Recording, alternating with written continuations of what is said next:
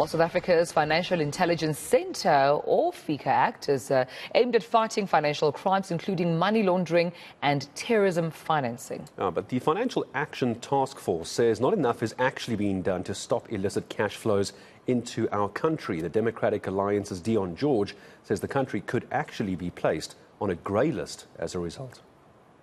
Where the legislation is not working, first, it's making it very difficult for people to actually transact.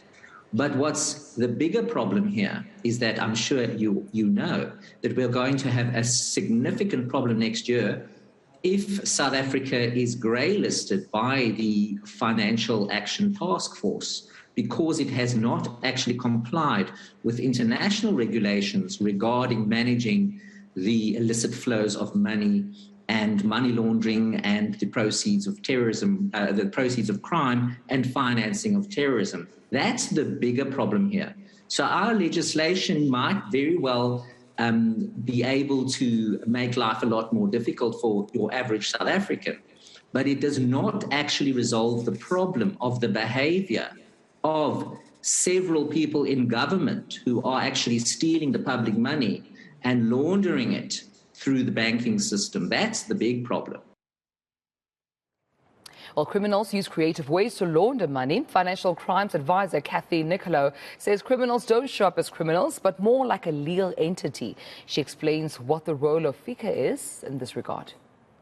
No criminal parades as a criminal. They actually parade as a legal entity. Yeah. They take on they take a legal entity either as a corporate entity, a partnership less so, an NPO definitely, and they actually transact with these entities, parading as undertaking legal activities, but actually trying to evade tax, trying to move money, trying to launder money. So if they have generated proceeds, let's say illegally, either through the generation of cash that's been given to them illegally, so we often hear about ministers receiving bags of cash at their home.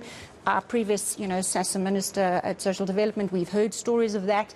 She would have to try and wash that money somehow, and washing that money is effectively laundering it through legal institutions, through the banking sector, by going to buy real estate, by actually going to buy a very expensive car, by buying expensive art or jewelry, etc.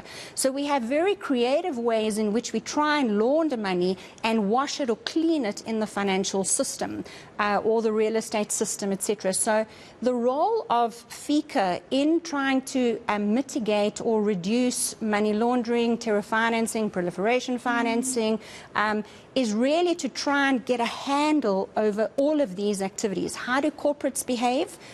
Who sits behind corporates at the end of the day? And that's why beneficial ownership is such a critical driver in trying to understand who the natural person is behind a legal entity.